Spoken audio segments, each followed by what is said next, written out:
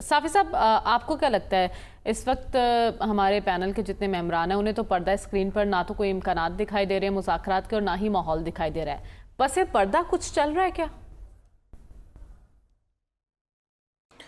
देखिए, एक तो मुझे हैरत है कि पूरे आपके जितना भी पैनल है वो मुज़ाकरात से इतना ज़्यादा भागते क्यों है या उसके मुखालिफ मुझे क्यों नज़र आए, या अगर मैंने ये सेंस गलत अंदाज में लिया है तो आप फिर उसकी दुरुस्तगी कर दीजिएगा। अगर बात कहीं से मुज़ाकरात की हो रही है, चले झूठी खबर ही सही। वैसे दूसरी जानिब महमूद खान चगज़ई ने अभी बताया है कि उनकी राना सनाउल्लाह से मुलाकात हुई है और इससे बढ़ के उन्होंने बातें बताई है कि वज़ीर-ए-आज़म साहब असद कैसर और उमर अयूब और गौहर खान से भी मिले हैं और अब इंतज़ार इस बात का है कि पीटीआई की तरफ से मुज़ाकरात पे आमादगी के हवाले से क्या जवाब आता है। तो ये एक बड़ी पेशरफ्त है। और दूसरी जानिब राना सनाउल्लाह साहब कोई ऐसे सियासतदान नहीं है कि वो बग़ैर सोचे समझे उनकी जानिब से अगर कोई मंसूब बयान भी हो, तो अभी तक तो हमने मुस्लिम लीग नून की तरफ से तरदीद नहीं देखी है, ना पीटीआई ने ऐसा कहा है जो उनके तर्जुमान है। ठीक है, ये जो एहसन इकबाल साहब कह रहे हैं या ख्वाजा आसिफ साहब कह रहे हैं, उनकी ज़ाती राय है कि हम नहीं चाहते कि मुज़ाकरात हो या पीटीआई के साथ 9 मई के पे माफ़ी मांगने के बाद ही कोई बातचीत हो सकती है। एक तो मुझे हैरत इस बात पे है कि माफ़ी से क्या जुर्म ख़त्म हो जाता है? क्या कोई जुर्म या मुजरिम जो है वो ये कहे कि मैंने खुदा न खास्ता कोई किसी ने कोई कत्ल किया हो और वो जाके ये कहे कि मैं माफ़ी मांगता हूँ और कत्ल हो गया है और अब दोबारा मैं नहीं करूँगा, मुझे माफ़ किया जाए। ये तो कोई बात ही नहीं है कि आप पीटीआई से इस शर्त पे मुज़ाकरात शुरू करेंगे कि वो 9 मई के मुबैना जराइम पे वो माफ़ी मांगेगी वो जमात, तो तब उनसे बात होगी। आज नवाज़ शरीफ साहब ने जिस तरह आपने अपने इब्तिदाइया में बात की, वो भी कोई ऐसे तो नहीं बोलते। अब जब तक मुस्लिम लीग नून की जो असल तर्जुमान है वो हमें नहीं कहेंगे या पीटीआई इस बात से इनकार नहीं करेंगी कि मुज़ाकरात का कोई दरवाज़ा या कोई सिलसिला सिरे से शुरू ही नहीं हो सकता, लेकिन चगज़ई साहब तो तस्दीक कर रहे हैं ना। हासिल है कि कहा है कि राना सनाउल्लाह साहब भी मिले हैं उनसे, फिर शहबाज शरीफ साहब भी दीगर लोगों से मिले हैं। इमरान खान साहब भी शहबाज शरीफ साहब को मिलते हैं, आपस में एक दूसरे से हाथ, लेकिन आपका पूरा पैनल तरदीद कर रहे हैं ना, तो आपने तो अपने पैनल की माननी है, आपने तो महमूद खान चगज़ई साहब की नहीं माननी। आपका सब एक दूसरे से मिलते हैं। नहीं, हम आपकी भी मान लेंगे साहब साहब, आप इस्लामाबाद में बैठे हैं। बात करें साहब साहब, आपकी ठीक है, आप करें बात। मैं दूसरे अंदाज में बात कर लेता हूँ। चलिए खबर को एक साइड पे रख लेते हैं। ये जो फाजिल दोस्त है ये मुझे बताए कि मुज़ाकरात के अलावा हुकूमत और अपोजिशन पीटीआई के पास दूसरा रास्ता क्या है। अगर मुज़ाकरात नहीं होते तो क्या एक दूसरे के खिलाफ तलवारें सूंघ कर एक दूसरे को कत्ल करेंगे? खुदा न खास्ता किस तरीके से आगे बात बढ़ेगी। दूसरी बात, अगर इस्टेब्लिशमेंट की भी हम बात करें कि असल नाराज़गी और असल इशारा उनकी तरफ से मिलेगा, तो उनकी तरफ से तब इशारा मिलेगा जब सियासी क़ुव्वतें किसी डिज़ायर का मुजाहरा करेंगे, इजहार करेंगे, तो उसके बाद उनको कोई राह दिखाई जाएगी या राह दी जाएगी। मेरे ख्याल में इस वक्त अगर ऐसी खबरें झूठी भी हो, जो मस्बत हो, जो मुस्तकबिल के लिए अच्छी हो, तो हम अगर फेक न्यूज़ पे ला सकते हैं मीडिया के कुछ हल्के, तो ये जो अच्छी गुड न्यूज़ है तो हम इसको, ये मस्बत खबरों को क्यों नहीं फैला सकते। हमें फिल वक्त तसव्वुर करना चाहिए, तसव्वुर कर लेना चाहिए कि पीटीआई और मुस्लिम लीग नून के दरमियान अगर आज नहीं तो कल कोई रास्ता मुज़ाकरात का निकल सकता है। ये जेयूआई और पीटीआई एक दूसरे की जानी सियासत के मैदान में जानी दुश्मन थे एक दूसरे के साथ। ये महमूद खान साहब का जो है चादर का मजाक तो मैं तो नहीं उड़ाता रहा, इमरान खान साहब उड़ाते रहे, आज उनके तर्जुमान है।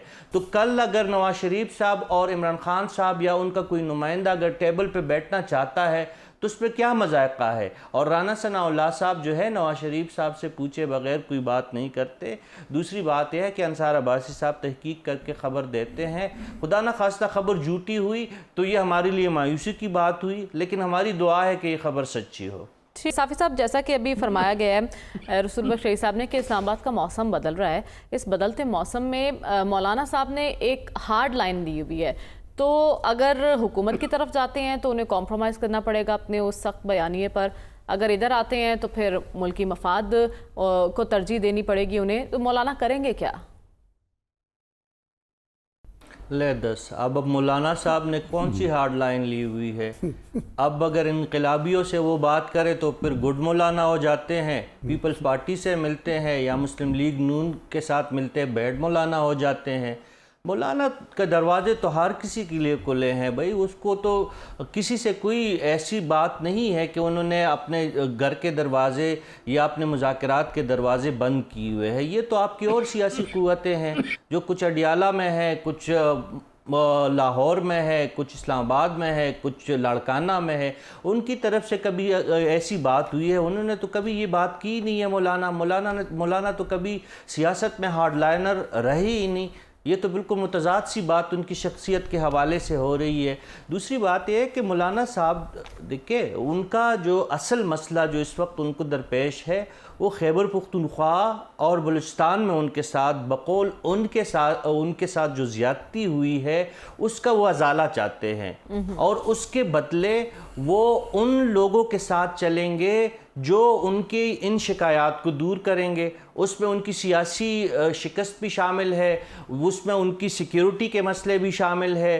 وہ ان لوگوں کے حوالے سے بھی بات کرنا چاہتے جن کے لیے اور جن لوگوں نے ان کو افغانستان حال ہی میں بھجوایا تھا اور پھر آ کے ان کو کہا کہ آپ ہمارے سرے سے نمائندے ہی نہیں تھے۔ انہوں نے اس لیول پہ ملاقاتیں آپ کے افغانستان میں کروائی تھی جو سیکیورٹی کے بارے میں آپ یہاں پہ بار بار ہم سوال اٹھاتے ہیں کہ مولانا صاحب کے ان ملاقاتوں سے کا سیکیورٹی سے کوئی لینا دینا نہیں ہے۔ میں اس بات کو تسلیم کرتا ہوں کہ اس وقت جو 3 بڑی سیاسی جماعتیں مولانا صاحب کے در پہ حاضریہ لگا رہی ہے ان کا سب سے پرائم جو گول ہے وہ سیاسی ہے، لیکن ثانوی باتیں ان کے ساتھ سیکیورٹی کی ضرور ہوتی ہے۔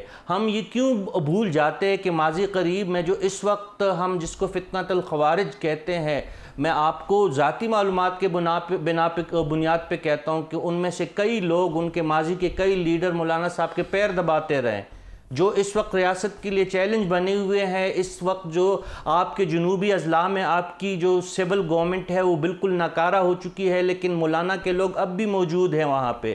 مولانا اپنے گھر بھی جاتے ہیں، کبھی علی امین گنڈاپور بھی ڈی آئی خان جا کے دکھائیں، کبھی مولانا سے آپ نے سنا ہے کہ مولانا نے کوئی بتا دیا ہے، کبھی مولانا پہ یہ الزام لگا ہے کہ انہوں نے کسی دہشت گرد یا شدت پسند کو رام کرنے کے لیے کوئی اور ذریعہ استعمال کیا ہے۔ اسی طرح بلوچستان میں ہمیں یہ یاد رکھنا چاہیے کہ مولانا جہاں سے انتخاب جیتے ہیں وہ افغانستان کا سرحدی علاقہ ہے، وہاں سے وہ کیوں الیکشن جیتے ہیں؟ جہاں پہ آپ کی ریاست کے خلاف ریزسٹنٹ ہے، جہاں پہ وزیر اعظم صاحب کہہ رہے ہیں کہ بلوچستان کی بدامنی میں افغانستان کا ہاتھ ہے، وہ ایک بفر زون ہے۔ آپ اس پہلو کو نہ بلائیں اور ان کو ہم پس پشت نہیں ڈال سکتے۔ جو سیکیورٹی معاملات میں مولانا کی اہمیت ہے وہ اپنی جگہ پہ ہے، لیکن اس وقت ایک بندہ ہے اس کا نام ہے نور عالم خان۔ حکومت کو اب احساس ہوا ہے کہ مولانا تو بڑے کام کے بندے ہیں، یا یہ احساس پہلے سے موجود تھا؟